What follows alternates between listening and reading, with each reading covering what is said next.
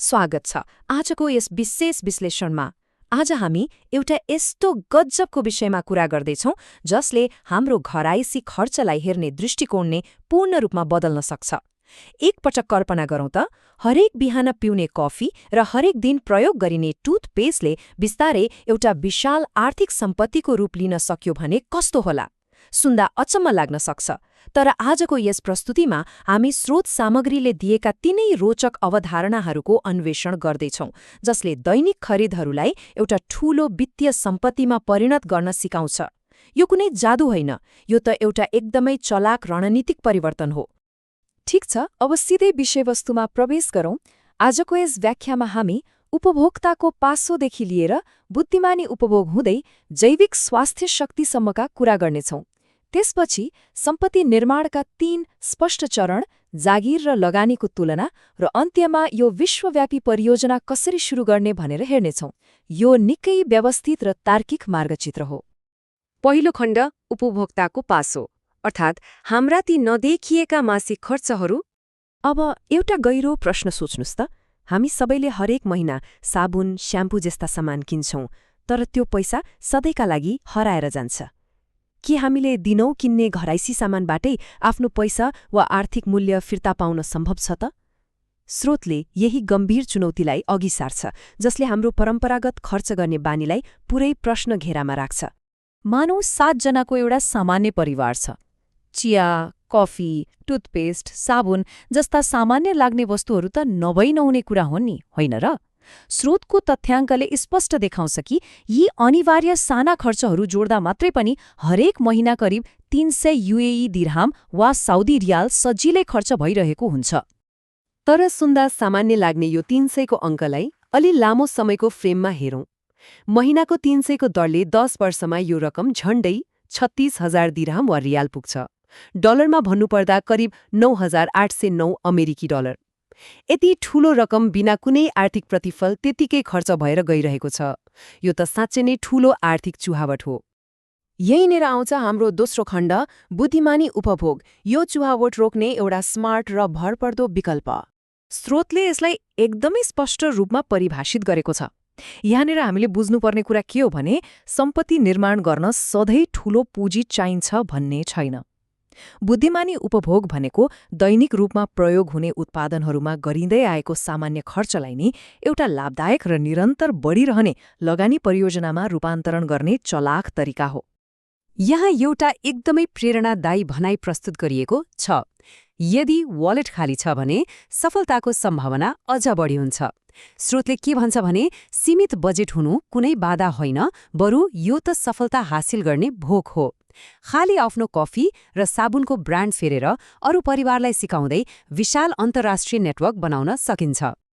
अब तेस्रो खण्डमा जाउँ, जैविक स्वास्थ्य शक्ति, किनकि यो प्रणाली सफल हुन उत्पादनको गुणस्तरले धेरै ठूलो अर्थ राख्छ। यहाँ साँच्चै रोचक कुरा के हो भने, हामीले कुनै अनावश्यक वा विलासी सामान किन्नु पर्दैन। स्रोतले स्पष्ट पारेको छ कि प्राकृतिक टुथपेस्ट, जैविक साबुन, स्वस्थ श्याम्पू र प्रिमियम कफी जस्ता हाम्रा दैनिक अनिवार्य आवश्यकताहरूलाई मात्रै उत्कृष्ट र स्वस्थ विकल्पले प्रतिस्थापन गर्ने हो। मानिसहरूले यी कुरा त पहिल्यैदेखि किनिरहेकै हुन्छन् नि। र यसले शारीरिक स्वास्थ्य र आर्थिक पक्ष कसरी एक आपसमा जोडिएका छन् भन्ने कुरा गजबले देखाउँछ। यी उत्पादनहरूमा शक्तिशाली गानोडर्मा अर्क र ऊर्जा दिने कोर्डिसेप्स च्याउ जस्ता जैविक तत्त्वहरू हुन्छन्। स्वास्थ्य शरीर नै हाम्रो सबैभन्दा ठूलो सम्पत्ति हो, होइन त? यी कुराहरूले हाम्रो दैनिक स्वास्थ्य र जीवनको गुणस्तर त बढाउँछ नै, सँगसँगै बलियो आर्थिक जग पनि बसाल्न मद्दत गर्छ। यसपछि आउँछ हाम्रो चौथो खण्ड, सम्पत्तिका 3 चरणहरू। यो काम कसरी हुन्छ भन्ने एउटा सरल रूपरेखा। यो पुरै प्रणाली 3वटा अत्यन्तै सजिला कदमहरूमा अडेको छ। पहिलो, प्रयोग गर्नुहोस्, अर्थात् परम्परागत वस्तु छोडेर डिएक्सएनका स्वस्थ उत्पादनहरू अपनाउनुहोस्। दोस्रो, साझा गर्नुहोस्, आफूलाई मन परेको उत्पादनको बारेमा साथीभाइ र परिवारलाई स्वाभाविक रूपमा सिफारिस गर्नुहोस्। र तेस्रो, निर्माण गर्नुहोस्, विभिन्न देशका परिवारहरूलाई जोडेर स्मार्ट उपभोक्ताहरूको एउटा विशाल सञ्जाल बनाउनुहोस्। साँच्चै भन्नुपर्दा यही सञ्जाल नै हाम्रो दिगो आम्दानीको मुख्य स्रोत बन्छ। 5औं खण्ड, जागिर र लगानी बीचको भिन्नता। परम्परागत आम्दानी र यो उपभोग मोडलको तुलना साँच्चै चाखलाग्दो छ। यो शैक्षिक तुलनालाई अलि ध्यान दिएर हेरौँ त। परम्परागत जागिरमा जोखिम कम हुन्छ, तर प्रतिफल पनि कम नै हुन्छ। अर्कोतर्फ परम्परागत व्यापारमा उच्च प्रतिफल त हुन्छ, तर जोखिम र मेहनत पनि त्यत्तिकै धेरै हुन्छ। तर अचम्मको कुरा, डिएक्सएन जस्तो व्यवसायमा जोखिम शून्य हुन्छ, किनकि हामीले किन्ने भनेको ती वस्तु हुन् जुन घरमा त्यसै पनि चाहिन्छ नै। कम प्रयास र शून्य जोखिममा पनि उच्च प्रतिफल प्राप्त हुने सम्भावना, यो नै यसको सबैभन्दा गजबको पक्ष हो। अब अन्त्यम तथा छैठौं खण्डमा आइपुग्यौं। यो विश्वव्यापी परियोजना व्यवहारमा कसरी सुरु गर्ने त? स्रोतका अनुसार यसका फाइदाहरू सामान्य आम्दानीभन्दा धेरै माथि छन्। निरन्तर बढ्दै जाने अतिरिक्त आम्दानी, स्वास्थ्य लाभ र आत्मविकास त छँदैछ, अन्तर्राष्ट्रिय यात्रा र बलियो सामाजिक सञ्जाल पनि यसमा जोडिन्छ। अनि सबैभन्दा महत्त्वपूर्ण कुरा, यो एउटा यस्तो विश्वव्यापी व्यापारिक सम्पत्ति बन्छ जसलाई कानुनी रूपमा आफ्ना सन्ततिहरूलाई पुस्तान्तरण गर्न वा हक हस्तान्तरण गर्न सकिन्छ। यो साँच्चै नै एउटा गहिरो र अतुलनीय फाइदा हो। यो आर्थिक प्रतिफलको प्रणालीलाई पूर्ण रूपमा सक्रिय गर्न स्रोतले एउटा महत्त्वपूर्ण लक्ष्य तोकेको छ, र त्यो हो मासिक 100 अङ्कको खरिद। यो भनेको करिब 350 दिर्हम वा रियाल अथवा लगभग $100 बराबरको खरिद हो। एउटा स्मार्ट उपभोक्ताले यो लक्ष्य प्राप्त गर्न आफ्नो मासिक आवश्यकताहरूलाई सही तरिकाले प्राथमिकतामा राख्नुपर्छ भन्ने स्रोतको सल्लाह छ। र सुरुवात गर्न एकदमै सजिलो छ।